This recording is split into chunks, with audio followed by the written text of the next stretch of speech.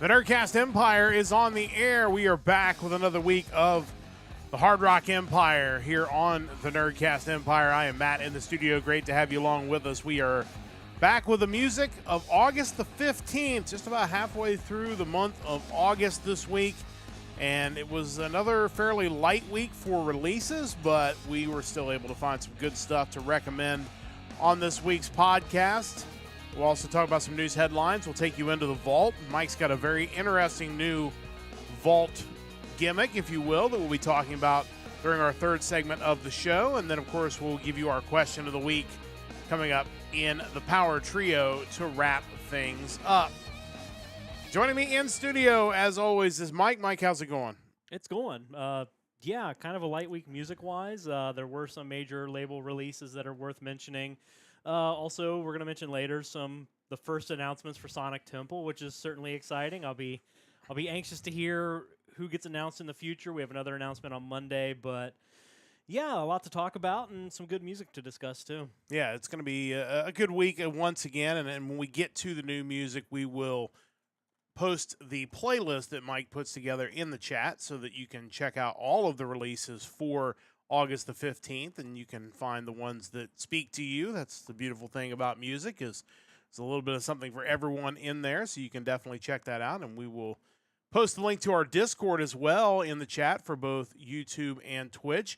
And, of course, we encourage you to join the Discord. That's where we post our stream announcements. That's where we can hear from you to hear what you want to see on the Hard Rock Empire or the Nerdcast Empire. And you can, of course, also go through and answer our question of the week, and we'll get to that in the last segment of this show. But as Mike has alluded to, our first news topic is talking about Sonic Temple, and the first wave of guests for Sonic Temple 2026 have been announced. And, well, you know, to somebody, I would think that is probably going to be some exciting news. I don't know if either of those somebodies are here in this room right now, but the first wave of bands have been announced. Of course, Sonic Temple 2026 is set for May 14th to the 17th at Historic Cruise Stadium in Columbus. They have already announced a few weeks ago they were adding another stage for the event. So I think both of us were very hopeful that meant maybe we were going to get a bigger variety of content, possibly some things Are hopeful. Yes, we're still hopeful, Yeah, obviously, I mean, you know. 6 bands so far, so we still got a ways to go. Sure, but certainly not off to a great start as far as the stuff that maybe we're interested in seeing. As you can see in the link, the list of the bands, but really, honestly, if you could just go look up the logos of these 6 bands, you can see kind of what we're looking at here. Lorna Shore, Paleface Swiss, Attila, Chelsea Grin, Brand of Sacrifice, and Disembodied Tyrant. Not exactly stuff that we typically choose when we come across bands like this each and every week. Again, I'm sure some people will be very happy that they're going to get a healthy dose of this kind of music at Sonic Temple, but probably not exactly who we were hoping for the first round of announcements. Yeah, it's interesting. Obviously, with 5 stages for next year, they can have any crazy variety of bands they want. And I'm kind of curious what the typical goer of Sonic Temple feels about this. Maybe there's a larger deathcore contingent of fans that I don't realize. It's certainly possible. They've also teased an announcement for tomorrow. And in that message, I'm kind of curious where they're going with this one. Their post says, you've entered the temple. Next, you'll find the core, 11 a.m. Eastern tomorrow.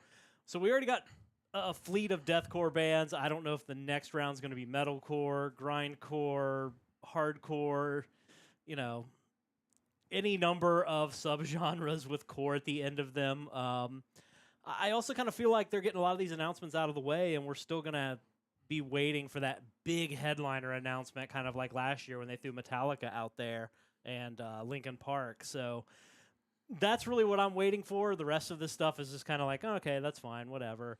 But yeah, I'm expecting something big this year with the additional stage and by all accounts last year being so successful. So we'll see what happens. And it's weird because that message almost sounds like it should have come before the last set of announcements because it kind of felt like that was actually the teaser to the first round of announcements. But we'll see what that actually leads to in a second round announcement. Like Mike said, we've got a ways to go on this, especially consider how many bands were there last year, and now you're adding an additional stage.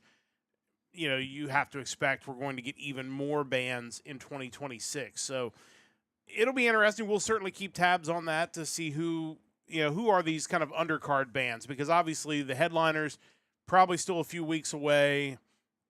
Whether it's, they know and they haven't announced it, or they're still hammering out who the headliners are going to be. They typically get them all set up before they make these announcements. So would not surprise me if we don't see headliners for maybe even a couple months still, because obviously we have until next May. So there's still a long time to go before you really need to have those main bands for each stage. It's also interesting following the subreddit for Sonic Temple and also looking at the other social posts, like what bands people were really hoping to see. And it's amazing how many people out there like Green Day and My Chemical Romance and hope they're on the bill.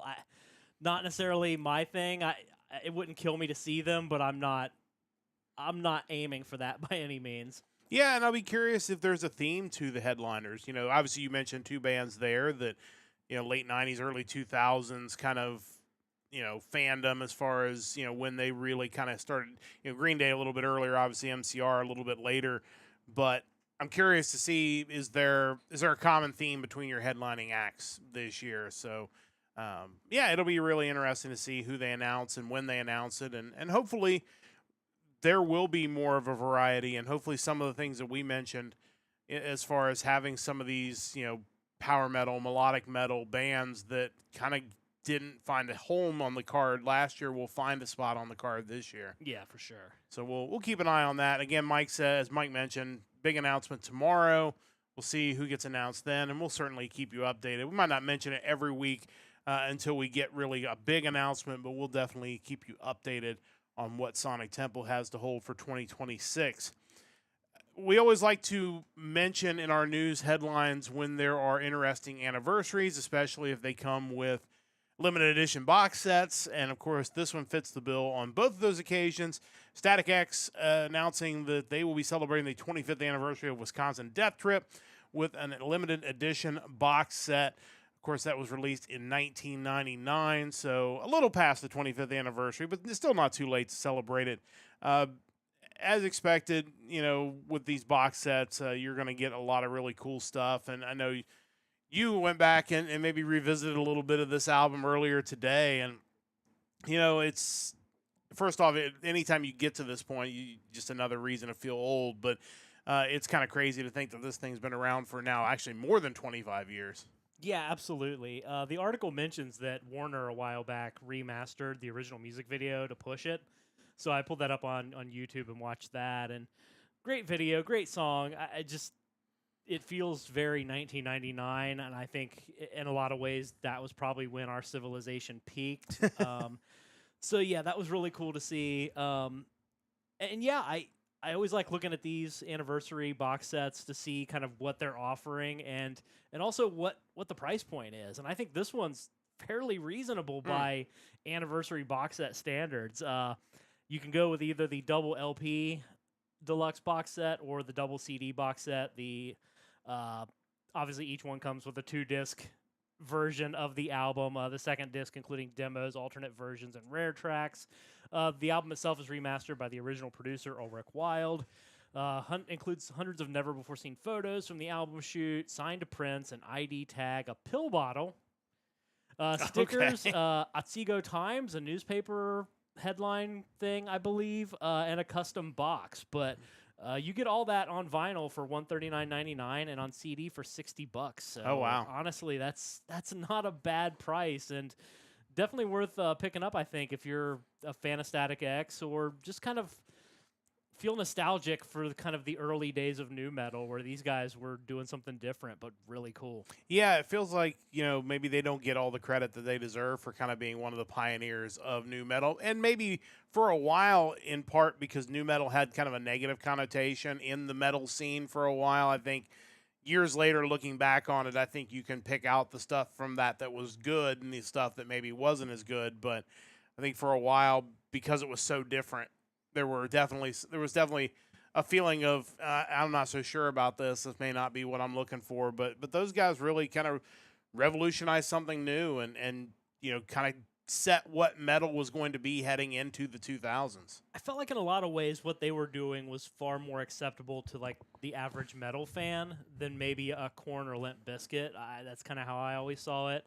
But yeah, it would be fun to kind of go back to some of those classic albums now, and with our Power Trio topic, I'm going to kind of talk about that as well, and just see how have some of these aged, because I get the feeling, and I felt this way about grunge as far as like a band like Nirvana. I didn't really appreciate them when they were around, but as the years pass, you kind of learn to kind of like them a little more, and I think that's probably the case with a lot of the new metal stuff from the late 90s and early 2000s. Yeah, I think 25, 30 years on from a lot of these albums, you do have a different appreciation for it. And you'll hear a song pop up on satellite radio, and it's like, oh, I don't think I really listened to that much or didn't enjoy it. But now, I do kind of want to hear it. So it is interesting how time kind of changes your perspective on what is actually good music. It's like, maybe I didn't like that in 1999, but, But Static X, again, they were great in 1999, and this is a really cool collection. And again, I think the key part of that was you're getting a lot for a really good price. Yeah. Like, I think sometimes these collector sets you kind of have to watch to make sure you're not getting ripped off. But I do feel like if you're a fan of the band and a fan of this album, whether you go CD or vinyl, I think either way you're getting a really good collection for a pretty reasonable price. I think between the pricing on this anniversary set, and also just kind of how they're handling carrying on with this kind of version of Wayne Static that obviously isn't Wayne Static since he's passed away, Edsel Dope playing this character Zero. I think it's a really cool tribute, and you have the other original members of the band, so I just think so far they're kind of batting 1,000 as far as what they're doing for the fans. Yeah, and I think the way they've gone about it really is, compared to maybe some other bands, they've really done a fantastic job. And even kind of keeping the kayfabe of, not really acknowledging, who Zero is, even though everybody kind of knows who it is. Like, that's a really cool, move as well. So great to see them still out there again, considering, everything they've been through.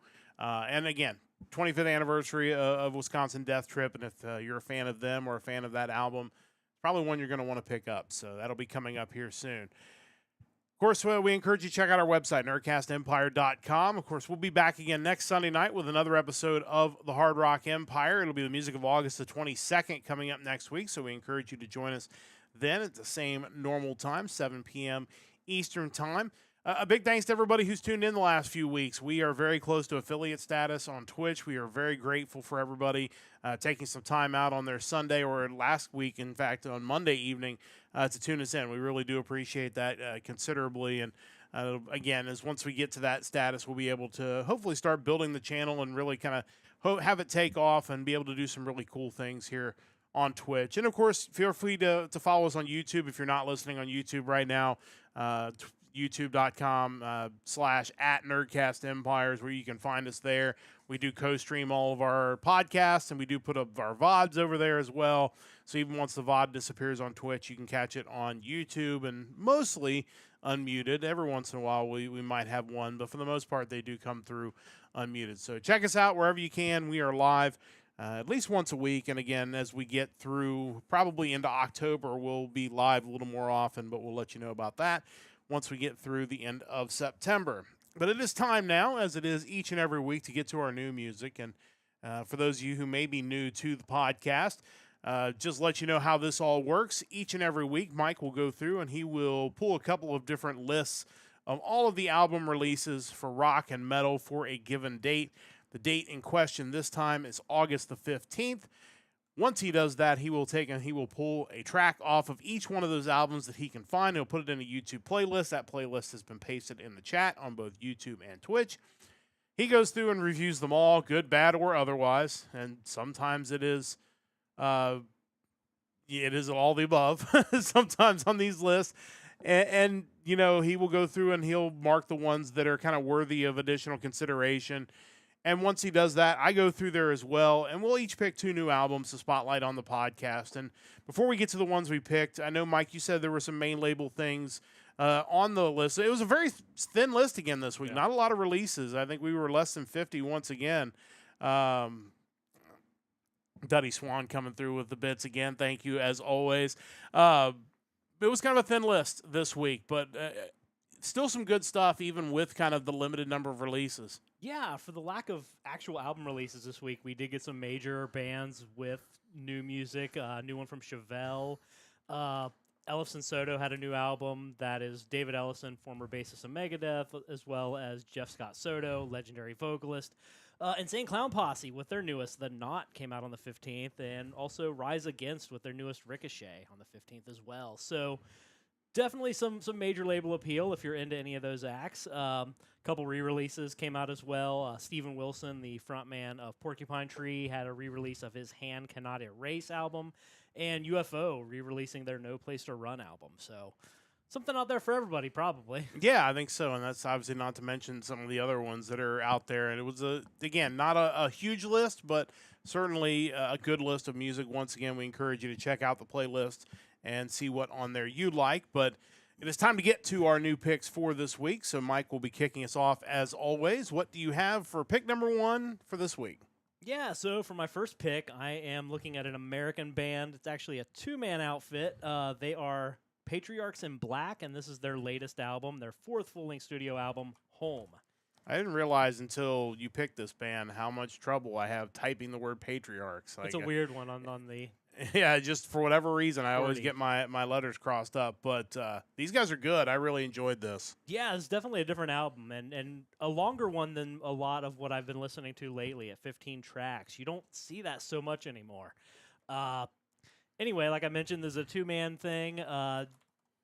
Features Johnny Kelly, who was the drummer for Danzig, Kill Devil Hill, and the former drummer of Typo Negative, along with Dan Lorenzo, guitarist. He's the founder and guitarist of the band Hades. It's basically these two guys and a lot of guest musicians, including different vocalists for almost every song. So you're not going to get bored. There's a lot of different sounds and styles going on here. Metal Archives labels this group as Southern/Doom metal. I think you could also label them kind of a groove metal band as well. And kind of based on whoever the vocalist is for each song, they kind of shift around to different subgenres. So it's really cool and doesn't get boring. Guest vocalists on the album include Kyle Thomas from Alabama Thunder Pussy and Ex-Hoarder, Carl Agel from Corrosion of Conformity, Mark Sunshine from Riot God, Elysium, and System Addict, Jason Bragg from Kill Devil Hill, one that I was not expecting to see, Daryl McDaniels, otherwise known as DMC from Run DMC. He sings on one of the tracks. John Costco from the band Dropbox, which is kind of a classic band because it harkens me back to like my days at Blockbuster. I saw that there was a band called Dropbox and thought I had to buy it. And Rob Traynor from Blackwater Rising and Dust to Dust. The track I pulled for the playlist, song 2 on the album, The Call, had this sludgy classic rock, almost like if Led Zeppelin wanted to play doom metal, this is what you would get. Hearing that, I was like, okay, I have to check out the rest of this album because these guys are on to something different. And I didn't realize, because I didn't do any research beyond just listening to the song and then listening to the album, so I didn't realize at the time that all these songs had different vocalists that weren't just, a 4-person band where they can all sing. Like, I was just like, man, they are really come up with some crazy sounds every other track. Like, this one's rap metal, this one is blues, this one is straight doom stoner metal. It's all over the board and really cool because of that. Standout tracks on the album include Chaos, Storm King, Where You Think You're Going, Beeline, Pointed Fire, Shadow's Grasp, and the track that we're going to listen to tonight, The Call. Check these guys out, Patriarchs in Black, with their new album, Home. This is the second track off of that album, The Call. Let's listen to a little bit of that now. Dead are calling me by name. There's nothing left to do. Leave this night so far behind. Clear your way behind. But I come to visit. My ancestors in the room.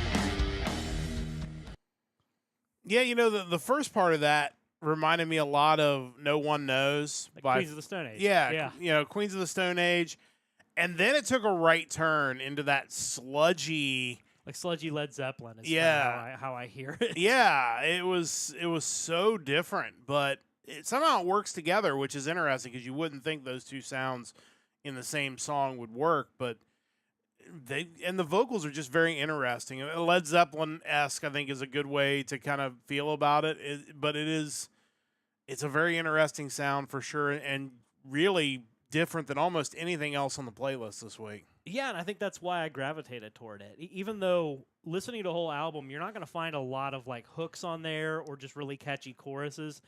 The music and the song construction is just really interesting the whole way through, and it's definitely worth taking a listen to. Yeah, definitely check that out. Patriarchs in Black, their new release as of August the 15th. That's Mike's first pick for this week.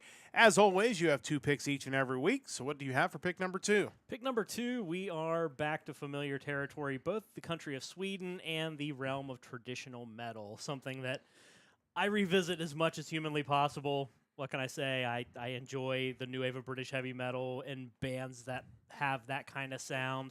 And this is one of them. This is the second full-length album from the band Viral. This album is called The Merchant. Yeah, when I saw the tag that this was going to be kind of new wave of British heavy metal-esque, I thought this is going to sound good. Listen to the playlist track. It does sound good. Like, not surprised to see you pick this one. And, honestly, if you're a fan of that type of music, you're going to want to check this out. Yeah, and I think that's ultimately the moral of the story.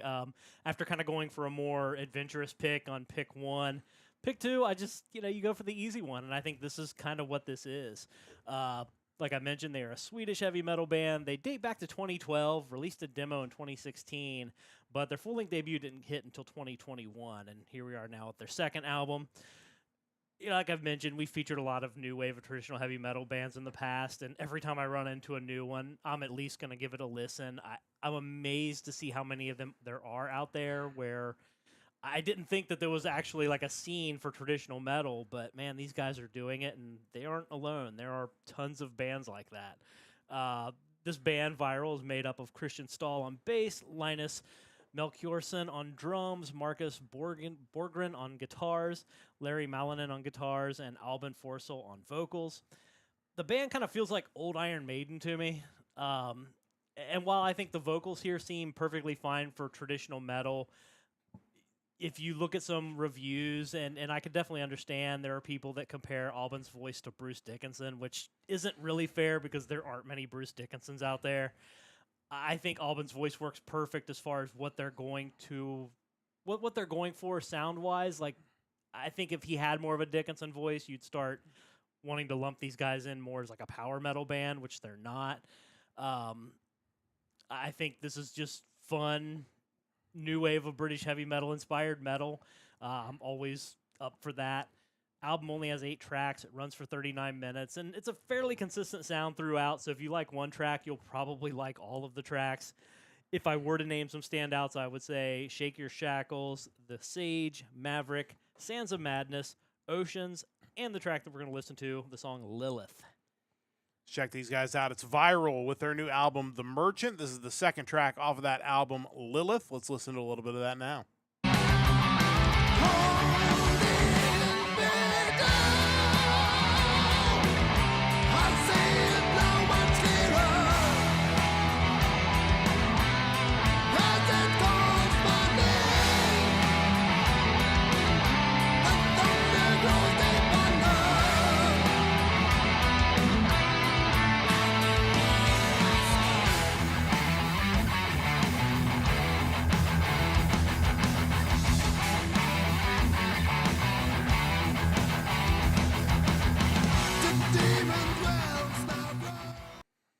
Yeah, one thing we've talked about, and you mentioned it briefly there in your introduction, is how much fun it is that there's so much of this music out there.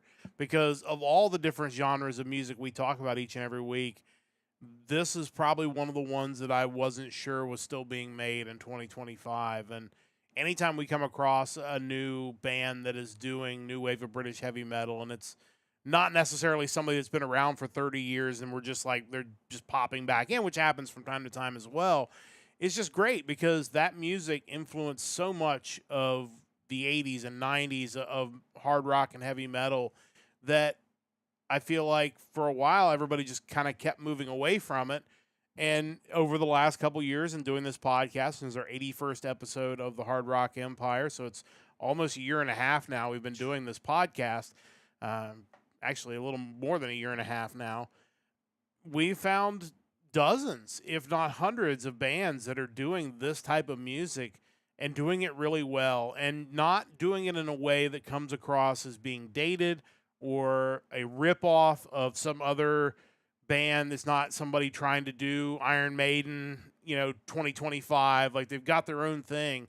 And, when I listen to these guys, it's just like, man, this is just really good stuff. It's just great classic metal. And I think there's still room for that in 2025.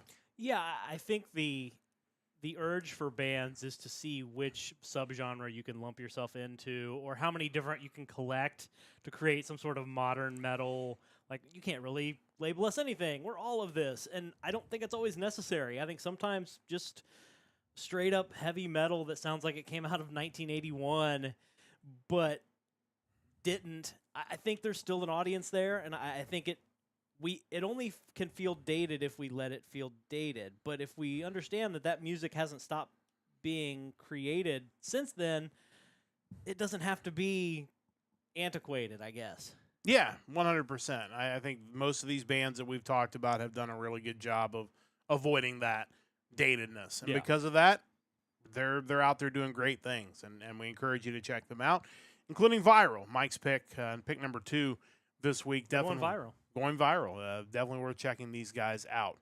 I have 2 picks as well. Mike has already mentioned pick number 1, and even though I tend to stay away from like the big album releases, I was a little surprised to see this outside of a couple of tracks not have more plays on YouTube Music. Many songs in this album still well under 1,000 plays, which is a little bit surprising.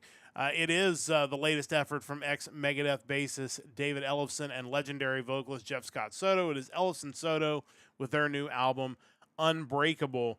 This is one we've probably talked about in news headlines over the past few months because every time David Ellefson says anything, Blabbermouth writes an article about it. If he says anything about Megadeth, then everybody writes an article about it. But, this is really more about what these guys are doing here, and this is their second album together. They're joined by Italian guitarist Andy Martingelli and Paolo Caridi on drums. They also have guest appearances from Tim Ripper Owens. Always great to give a shout out to Tim Ripper Owens. And Burning Witch's frontwoman Laura Gildemond. It's classic melodic rock with an edge, not just in the music but the lyrics. This really felt like a very angry album. Whether it's these guys kind of trying to make a statement, something to prove, or send a message to somebody, it definitely had more of an aggressive edge to it, which I guess I wasn't terribly surprised, probably because every time I hear from David Ellefson, he's talking about somebody that he's kind of grinding, especially when it comes to Megadeth, has an axe to grind. But overall, it's great, though. I mean, I think the edge gives it kind of a different vibe, and it's not just kind of melodic rock. It's definitely got a heavier side to it. The quotes on their website kind of talk about it. Ellefson saying this album digs even deeper. It's heavier, more personal, and shaped by everything we've experienced on and off stage. Soto adds, the energy we poured into this one, it's the sound of 2 lifetimes colliding in riffs, rage, and redemption.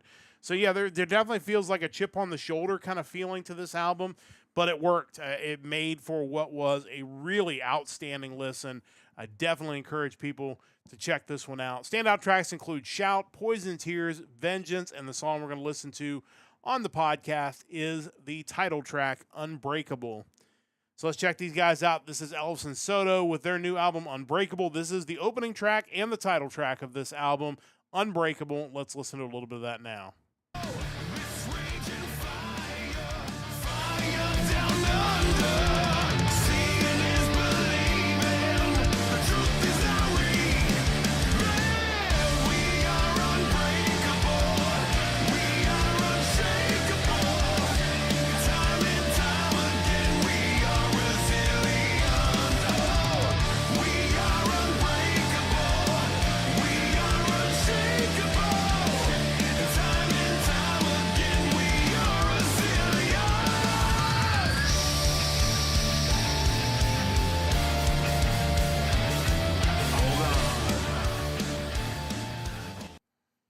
Yeah, obviously, I think that the chorus on that one a little more basic, but like I said, there are definitely some that are a little more aggressive in the chorus and in the lyrics. But overall, it was really good. And like I said, I think the edge that these guys carried into this definitely gave it a harder sound. And again, a little surprised that outside of the big tracks on the album, it doesn't have more plays.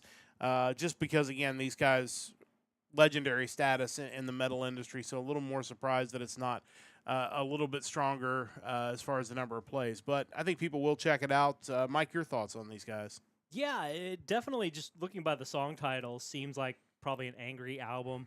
Also notable, and I assume it's only on the CD, it may not be on YouTube Music, they do a cover of Queen's Death on Two Legs. Oh, okay. It was It's not like- on there. Yeah, it's the last track on the CD version, so it's a bonus track. I didn't see it on YouTube Music, but I'm sure that's really cool. I have to wonder if there's a song on there that starts with like a really like tricky bass line, just so Ellefson could prove that, like, well, maybe I didn't write the Peace Sells bass line, but check this out or something. I could see that happening. If you missed that story, check last week's podcast. We talked a little bit about that. That evidently Dave came up with that one, but yeah, overall this was really good. Like I said, definitely had kind of going to prove something to somebody type feeling to this album, and overall I think it worked really well. So definitely check those guys out. Ellefson-Soto, Jeff Scott Soto. Obviously his vocals still sound amazing. He's been doing this forever and really hasn't missed a beat. So definitely worth checking out. My first pick for this week. It is time to check out pick number 2 for me, and we're going to go down under once again. I feel like I've visited Australia a few times over the last few weeks, but we are going to head back there again. We're going to pick a band from Melbourne, Australia. This is the Vendettas with Who's Who in the Zoo. One of the reviewer I read compared their sound to early Foo Fighters, and I think when you hear the track we're going to listen to, I can definitely feel that. There's definitely something to that there. The band is Steve Redden on vocals and guitars, Jared Mattern on guitars and vocals, James Rogers on bass, and Rick Vandermeer on drums. Yeah, it has really kind of very straightforward rock to it with a little bit of maybe classic rock mixed in as well. They've got some great vocal harmonies on this album, great guitar tones, and a balanced sound that's just really got a cohesiveness to it. It's just a fun album. I really enjoyed this. You get the vibe from this album that these guys would be a lot of fun to see live and in person. So if you get a chance to see this band live, I would definitely recommend doing it. I would love for them, if they ever make it stateside or if I ever make it abroad someday, get a chance to check these guys out. But overall, this was a really easy listen, a really fun listen from these guys, and definitely worth, if you're into just a classic rock or just a straight ahead high energy rock, I think these guys are worth checking out. Standout tracks include Jealous and Evil, This Time Around, Head On Collision, and the song we're going to listen to on the podcast is Settle Down. So let's check these guys out. This is the Vendettas with their new album, Who's Who in the Zoo. This is the 8th track off of this album. It is Settle Down. Let's listen to a little bit of that now. Once I get the volume correct, let's listen to a little bit of it now. We all settle in. You settle down. Don't tell me we're all in need of misery. Ain't what it used to be. If you're hiding underground, don't care you want to turn around. We're all in need of misery. It ain't what it used to be. If you're hiding underground, they're gonna get you want to turn around.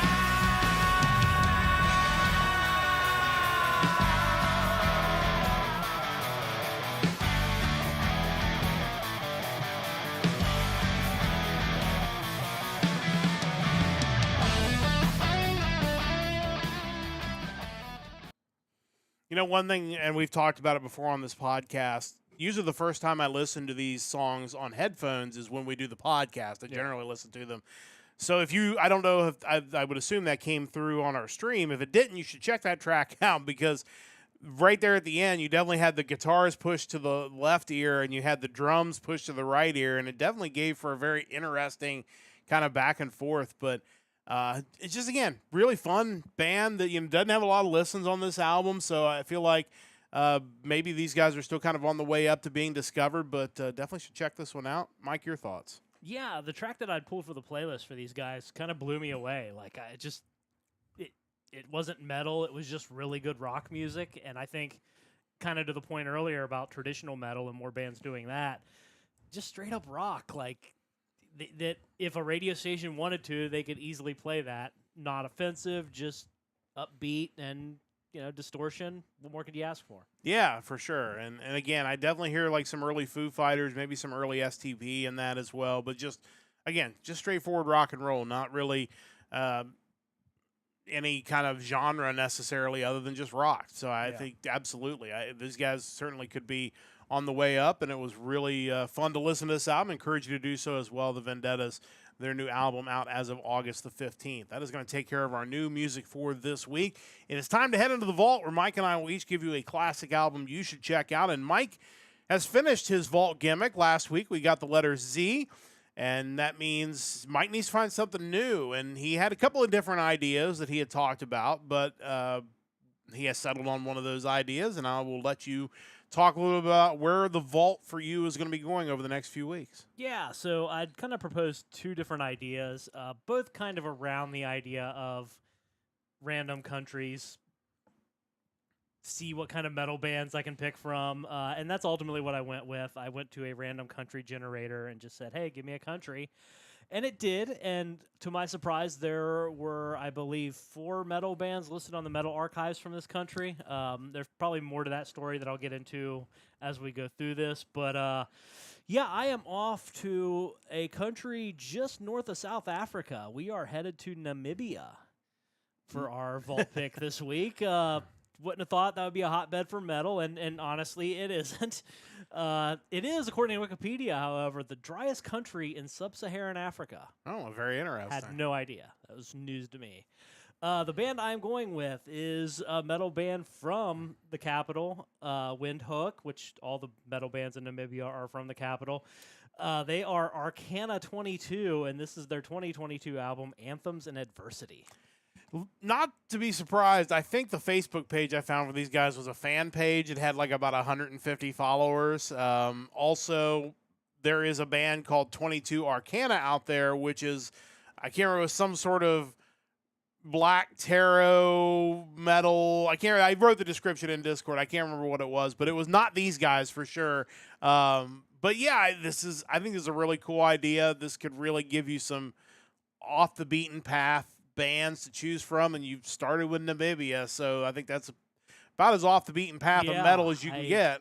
It's impressive they gave me Namibia to start with, of all the countries, one that thankfully there were metal bands listed on Metal Archives for them, but I didn't have a lot to choose from. On their website, the 4 bands I mentioned, they are this band, Arcana 22, Fading Rain, Scatter Soul, and Submission. The latter 3 all listed as split up. Arcana 22, their status on the Metal Archives is listed as unknown. I believe they're split up, though, just based on a random Facebook post I saw from one of their members referring to this as their final album. Also worth mentioning, the last known lineup of this band includes Sven Husen on guitars. Oddly enough, he was also a member of 2 of the other Namibian bands, Scatter Soul and Submission, so Makes this sense. guy might have been the Namibian metal scene leader, essentially. Who's the godfather of metal in Namibia? Basically, yeah. Like, I don't know who was in Fading Rain. He apparently was not. That must have been their short-lived rival band, perhaps. Who knows? Johan Smit on vocals. In 2022, they released this album featuring these 2 guys, as well as guitarist Johan de Jager, who's the person who I saw post on Facebook saying this was their final album. So who knows? Maybe these guys will surface somewhere. The Bandcamp page for this album mentions that they're originally Namibian, but they're now based in Germany and the United States of America. I'm guessing they probably were having some issues getting a crowd to show up for a metal act in Namibia. Just a guess. I don't know. Certainly a larger metal scene in Germany, certainly, and even here in America. But yeah, this is a solid album. It kind of sometimes has like an early 90s feel to it, like something that might have been able to angle itself as kind of an alternative rock band while still being metal to kind of survive the grunge push of the early 90s. you have a track like Darkland 2, which has this groove metal feel, but then the following track, False Prophet, sounds like kind of like the beginning of it sounds like Jackal's Down on Me, which just seemed out of nowhere, but I was really impressed with just how solid the album was. It's definitely worth checking out if you want some metal that, maybe you don't see every day, or from places you can't imagine metal exists. Standout tracks on the album include Gehenna, Sacrifice, High and Mighty, Darkland 2, False Prophet, and Cygnus. Yeah, this is really awesome. And again, I really had no idea that there were metal bands in Namibia, and there were a handful of them, which is really interesting. And I haven't had a chance to check this album out, but I definitely want to. And I think this is a really cool way for our listeners to maybe be exposed to more world metal. Obviously, and maybe next week before we do the vault, we can maybe do an update on the number of countries we've picked from, because I know you have all those stats. And Oh, I do. And maybe you can pull it up now while I ramble here. But this is probably a chance to hit some countries that we have not yet hit in our weekly choices. Because, obviously we've already mentioned that there were only 4 metal bands in Namibia, and we have not yet picked one of those. So that would be a new entry into our country list. But we have picked bands from a lot of countries in the world. So that's the one thing I've really enjoyed about this podcast, is really seeing all corners of metal and rock, and the fact that there's great music being made almost everywhere. Yeah, I presently only have the new album countries broken down. But as far as our new picks for 2025, we've picked albums from 29 countries. Last year we hit, 34. So Okay. we're right on pace to hit 34 or so again, probably this year. Yeah. I'll have to pull together how that goes for the vault selections, especially now that I'm doing something so country-oriented. But yeah, I'm kind of curious where I'll end up next, to be honest. But kind of a good start to this new gimmick, I would say. Yeah, really, really interested to see where this takes you from Namibia to where next week. We'll have to find out, but check those guys out, Arcana 22. And again, maybe if enough people check it out, maybe it'll encourage them to get back together and put out something new, maybe. Who knows? But really interesting stuff. I'm continuing my venture through Frontiers Music, and, of course, each and every 2 weeks, we're spending 2 weeks on any given letter of the alphabet. I'm picking one, and then a randomizer's picking the second. We are up to the letter M, so we're almost halfway through the alphabet for Frontiers, and really because I've mentioned him in our Power Trio, we've talked about him endlessly when we talk about Frontiers bands. I really felt like I couldn't go through the letter M without picking Magnus Karlsson. And again, technically Karlsson would be under the letter K, but we're just going by the order that they're listed on Wikipedia just for the simplicity of it all. But Magnus Karlsson is the pick this week, and it is actually his band, Magnus Karlsson's Freefall, with the album Freefall, which, not a surprise, this was really amazing. This is the first full-length album from the multi-talented Magnus Karlsson, released June 14, 2013. Karlsson obviously handling a lot of the instrumentals and some of the vocals on this album. Daniel Flores recorded the drum parts, but a lot of guest vocalists on here, as well as his follow-up album, which I'm looking forward to listening to in the future. But it starts off with Russell Allen, who we talk about almost every other week. Ralph Sheepers, of course, vocals of Primal Fear. Tony Harnell worked with Magnus with Starbreaker. Rikard Bengtsson worked with him with Last Tribe. Mark Bowles, who worked in the project The Codex. Mike Anderson, who worked with him in Planet Alliance.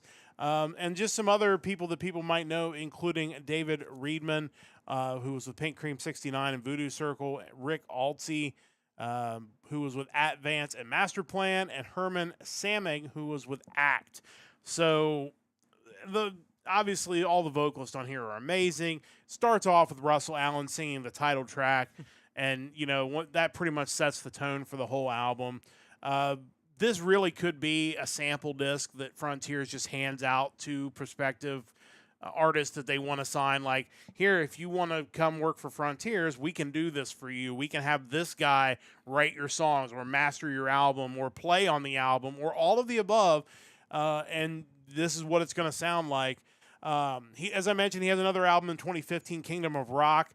Yorn Land, I know, is on that album, so I'm looking forward to checking that one out next. This is great. I mean, if you're a fan of music from Frontiers, you're going to love this album. I can't recommend it enough. The whole thing is amazing. If I had to pick standout tracks, it would be Free Fall, Higher, Stronger, and Our Time Has Come.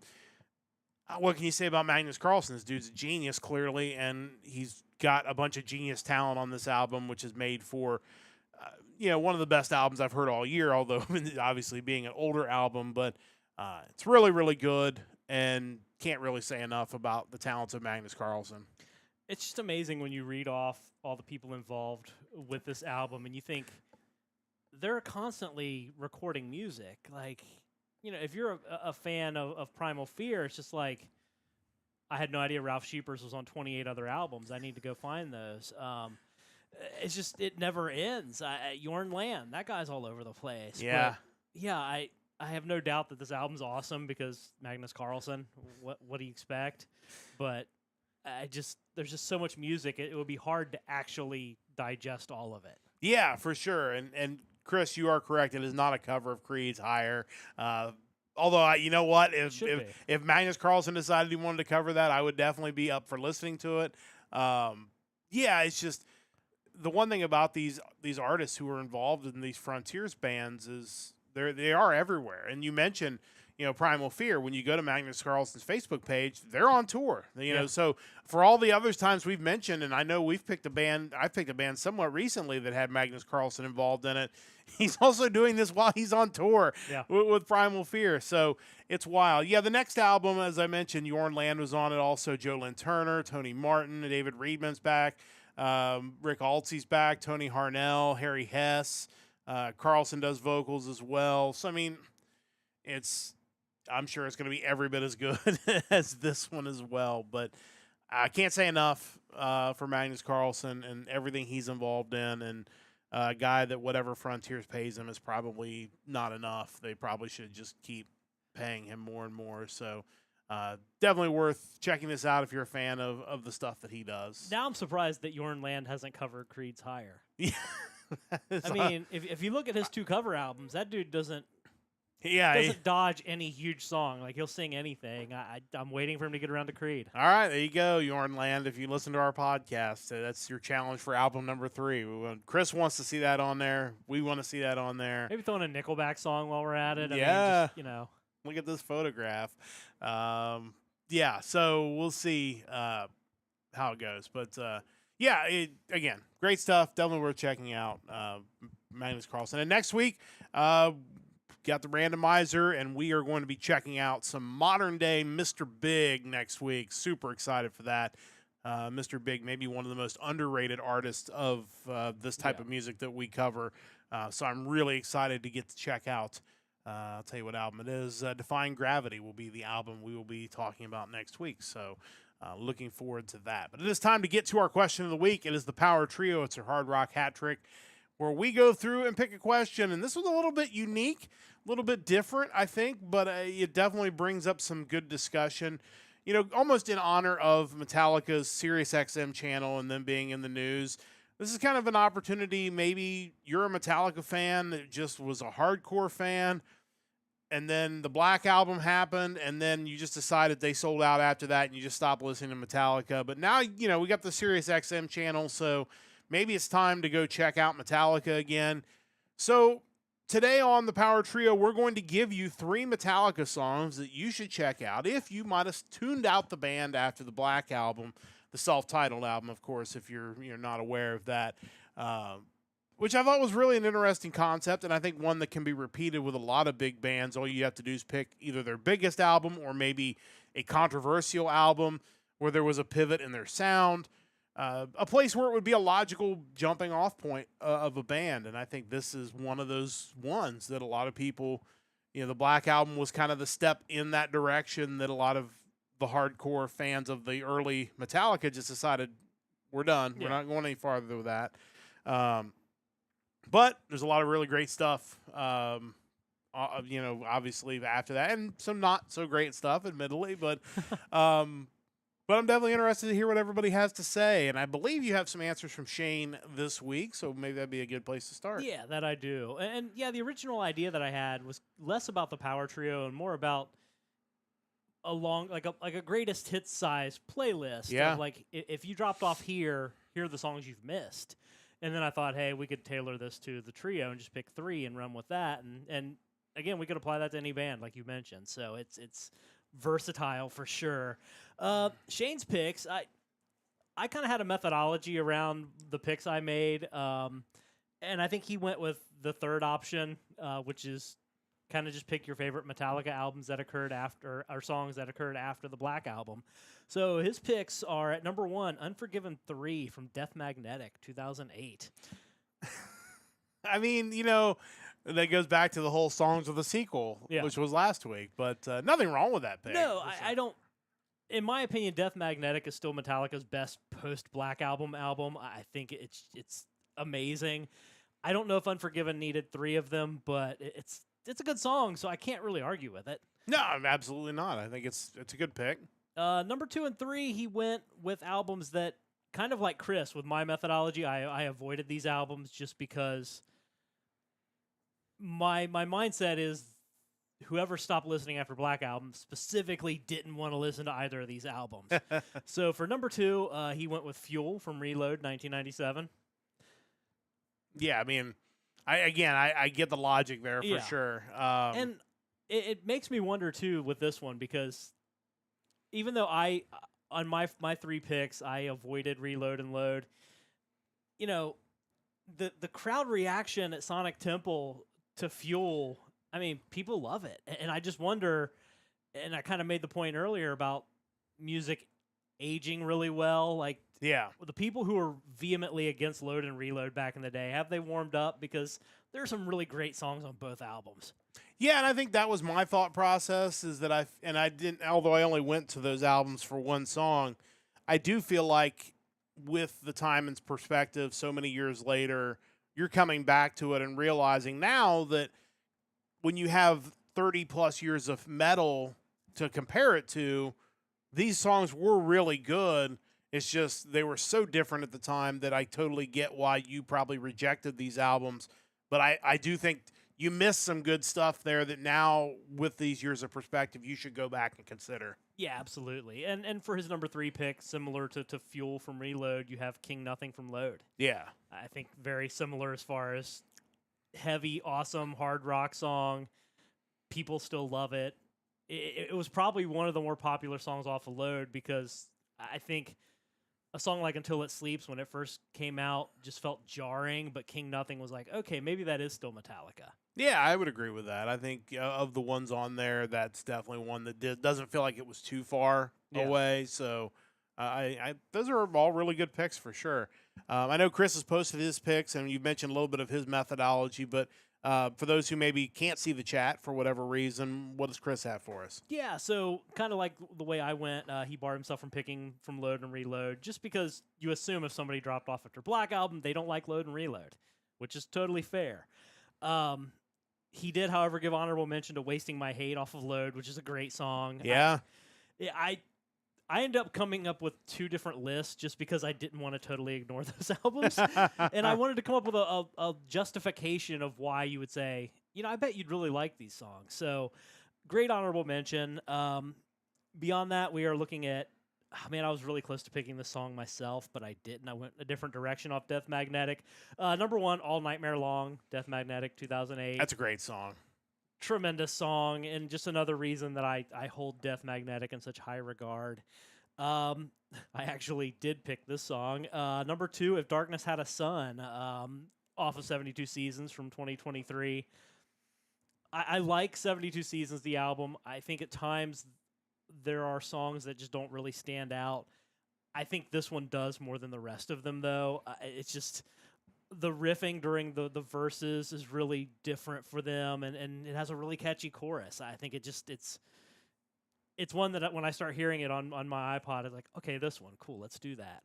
And finally, Enamorada off of 72 Seasons as well. Again, I can't fault 72 Seasons. It's a fine album. That song is great as well. So, yeah. Yeah, solid complaints. picks. And again, if you're reading the chat, you can see Chris's thoughts. And a big thanks to Chris, not only for joining us because he's in a different area in parts unknown, but for kind of putting out the bat signal to get everybody to the chat or to the program tonight. We really do appreciate that, and really appreciate everybody who has showed up. You mentioned one overlapping pick, but you also have two lists, so that's we've got a little bit of Yeah. room there. So what do you have for us? So for my first list, I went with that same concept of person didn't want to hear load and reload, and that would probably then also extend to Saint Anger if I had to guess.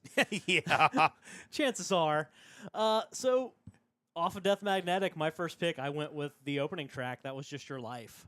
I think it's kind of a statement song. When your last exposure to the band was was Saint Anger, you hear this one, and the second it kind of gets through that intro into the riff, you're like, okay, maybe this is Metallica again. That's cool.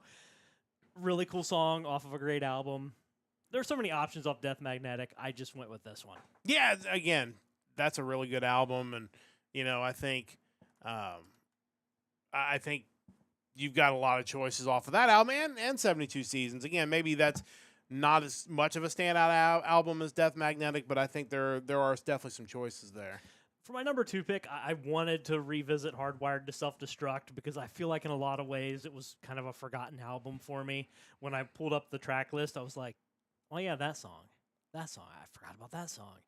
The one I went with off that is the track Now That We're Dead. I think it's one of the more interesting tracks off the album. It feels like something that could have existed on... If they didn't go the direction of Load and Reload and just went with like a true successor to the Black Album, I think it probably would have fit. Now, obviously, if this person didn't like the Black Album and they quit listening to Metallica after that, that would be a problem. But if they did like the Black Album, I think Hardwired in general they would probably enjoy, and certainly Now That We're Dead. Yeah, I agree with that, and it does feel like maybe more of a spiritual successor if you kind of skip all the other stuff in the middle there and jump right to it. So, yeah, that makes a lot of sense. And then my overlapping pick for number 3, If Darkness Had a Sun, one of my favorite songs off 72 Seasons. That's it. Yeah, that's really good. So, but you have an honorable mention list, if you will. Yeah, kind of. So what if our original assumption wasn't right? What if they weren't a diehard Metallica fan for years, got to Load and noped out? What if they weren't really a Metallica fan, but the Black Album was so pervasive and so popular, they liked it, and then didn't listen to Metallica after that? It's possible. Maybe they were fans of The Unforgiven or Nothing Else Matters. Those kind of fans are probably existent. They're out there. So if there was someone like that, and I was like, hey, there are other Metallica songs you might like, here's what I would pick. For pick number 1, off of Load from 1996, Hero of the Day. That's a great song. And I think, honestly, the person you're describing is probably it's me. Like, I'm that Metallica fan because I wasn't really into their stuff from the 80s. The Black Album was really my first exposure, and then Load and Reload. So it's like, I did go on to listen to Load and Reload, but this could have easily been me that listened to those hits off of the Black Album and then just moved on to something else. I would love to know, and I was probably too young to really wrap my head around it back then, just how many non-Metallica fans loved Nothing Else Matters. Yeah. I mean, that was a huge song. It was. It didn't feel like Metallica. Yeah. So, you could have loved that song and didn't and hated The God That Failed or Of Wolf and Man. Totally possible. Yep, for sure. Pick number 2, kind of going with another slow song. This one off Reload from 97, the song Low Man's Lyric. It's a good song. That's an underrated song. Totally underrated, so offbeat from anything else Metallica has done. I just think it was never going to be a hit, but for kind of a later track on that album, it's fantastic. Yeah, for sure. And then finally, I think if you're not necessarily a Metallica fan, maybe some of the songs that aren't Metallica's might be up your alley. I didn't pick the one that probably is the best answer because I don't really care for that song. The correct answer is probably Turn the Page. I didn't go with that. Yeah. I went with Whiskey in the Jar. And that overlaps with one of my picks because I did pick that. I was wondering if anybody would pick anything off of Garage Inc., but it's like that is the most Metallica-esque cover off of that. Turn the Page is, to me, feels like an homage to the original. Yeah. Like it is Metallica doing Bob Seger. This to me feels like Metallica taking the Thin Lizzy song and really making it their own to the point where I discovered the Thin Lizzy song after Yeah. you discover the Metallica version. Obviously, there's many other versions of that song as absolutely. well. Stupid amount. Yeah. And the funny thing about that is that was still back in like the days of file sharing. So man, you'd look up Whiskey in the Jar and you would find just so many non-Metallica, non-Thin Lizzy, like some random like Irish. Yeah, just so many renditions of that. But yeah, I think if the person isn't inherently a Metallica fan, obviously Turn the Page would be one with a lot of appeal, I assume. And Whiskey in the Jar, obviously. Yeah. I would go with Merciful Fate, but that's probably too much of a deep cut for someone who I assume isn't really a metal fan. Yeah, and if I had to pick another one off of that album, I mean, probably Die, Die, My Darling as another option because, obviously that was, again, the first version of that song I heard. Later on, you go back and hear, Misfits version. Tuesday's Gone. Tuesday's Gone's a great song as well. That's a great album. Look, I mean, they had some great picks as far as covers go. Chris just called out Die, Die, My Darling as well, off of there as well. It's like I said, really, really good album. Definitely worth checking out. But I had Whiskey in the Jar as well. I've had to pick one of the two off the S&M album, the new songs, and my favorite, as we've mentioned, is No Leaf Clover. But I think Minus Human is actually the more Metallica song of the two. Yeah. I think it fits a little bit better as far as a Metallica fan who's lapsed, who's wanting to get back into it. Again, shame that those never made it onto an album version, but Minus Human is really good, so we'll go with that one. I went with Bleeding Me off of Load. Like, to me, it is a little bit different. It's probably it's not really Metallica-esque, but to me, it's just a really high-quality song that I think when you go back and listen to it, I think there's definitely some value in it there. I feel like that's one of the ones where James shows he does have some, like, vocal chops. Like, it feels more demanding than some of the other Metallica songs. Yeah, because I think sometimes because of their style of music, he doesn't maybe get the credit of being great. We've talked about vocal rankings of the Big Four, and it is what it is. That is one of those songs that I feel like where he's like, okay, I can show you that I can actually really sing, and it's just like I said. Chris mentions it's a great workout song. Yeah, it's a really good one. And again, Whiskey in the Jar would be my third pick. But I mean, the whole Garage Inc. album is really good, and there's a lot of really good covers on there. And again, there's a handful of songs on there that I knew the cover version before I ever knew the original version because of that album. So I would definitely encourage people to check that out. But a lot of really good songs. You could make a great playlist off of the songs that we gave you, but we want to know your picks. The link to the Discord is pinned right now in both chats. Join our Discord. Let us know, what are your 3 post-Black Album Metallica songs that you would show someone who maybe dropped off from the band? And again, either one of the rationales that Mike mentioned works. Like whether it's you're trying to get somebody who just was absolutely not going to listen to Load or Reload, or maybe somebody with some years of experience and perspective may have missed out on some cool things from Load or Reload. So a lot of good stuff there. With that said, it is time to bring this episode of the Hard Rock Empire to a close. A huge thanks to everybody who's joined us, especially over the last few weeks as we push for affiliate status on Twitch. For those who are joining us on YouTube, we appreciate you as well. Thank you so much. Whether you join us live, whether you join us on the VOD, we are very grateful that you stop by and see us, and we'll continue to do what we can to bring you some great podcasting content on the Nerdcast Empire. We'll be back again next Sunday night for another episode of the Hard Rock Empire. It will be the music of August the 22nd. Looks like we got some more albums to choose from next week, so really excited to dig into those coming up this week. Join us at 7 o'clock on the East Coast for the Hard Rock Empire. Big thanks to Chris, and a big thanks to everybody who joined us live tonight. Big thanks to Mike for all of his hard work on this podcast. Big thanks to Stove Lake Media for their continued support of our podcast. And a big thanks to you for listening whenever and wherever you may be listening. We will talk to you again next Sunday night for another episode of the Hard Rock Empire. Until then, don't forget to join the Empire, the Nerdcast Empire.